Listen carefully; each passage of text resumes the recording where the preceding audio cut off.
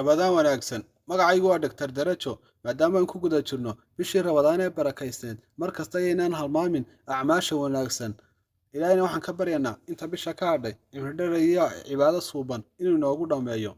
Maadaama bishii Rabadaan ee barakaysan aynu ku jirno, maanta waxaan halkan si kooban uga hadli doonaa maxaa jirka ku dhaca saacadaha ugu dambeeya ee soonka iyo goorma ayay tahay in soonka la jabiyo caafimaad ahaan.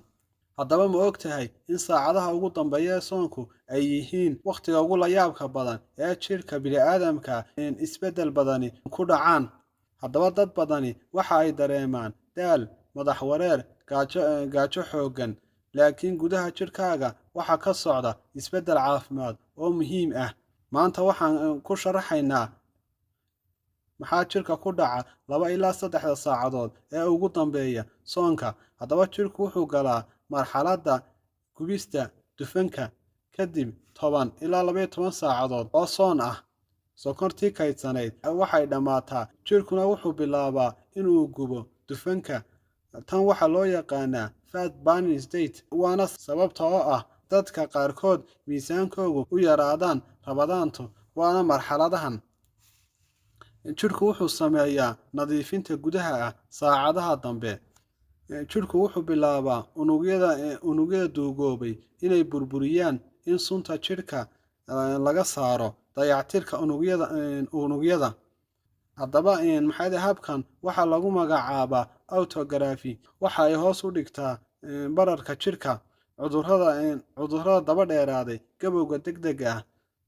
Haddaba maskaxda maxaa ku dhaca marka sonkortu yaraato? Maskaxdu waxa ay isticmaashaa ketoneska.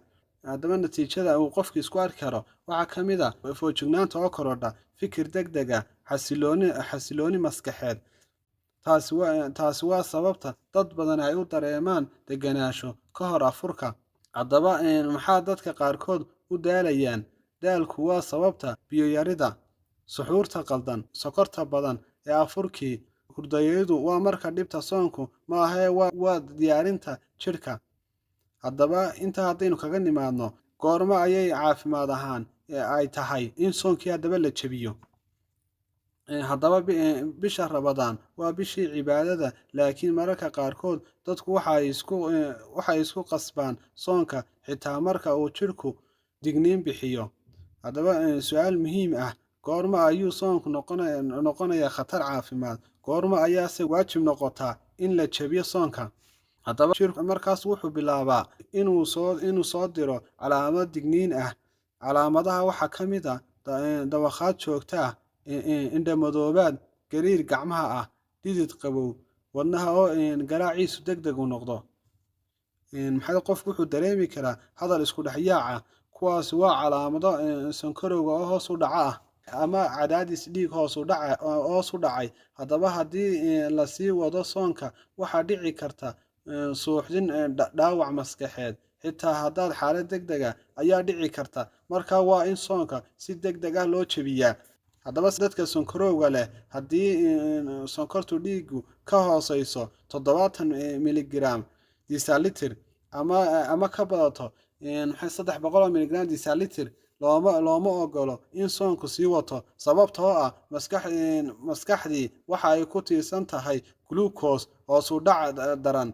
Maskaxdu shaqada way joojin kartaa. Fuuqbaxa khatarta ah, soonku wuxuu sababi karaa biyo yaraansho. Calaamadahan khatarta ah: kaadidoo aad u madow, afqalal daran, tamar darro xagga socodka, maskax xanuun daran. Jirka waxa uu u baahan yahay biyo degdeg ah. Fadlan waxaan kaa codsanayaa si uu fiidiyoogay meel dheer u gaadho inaad subscribe ka saarto, share kana aad ku dhufato, wixii comment ay la soo wadaagto.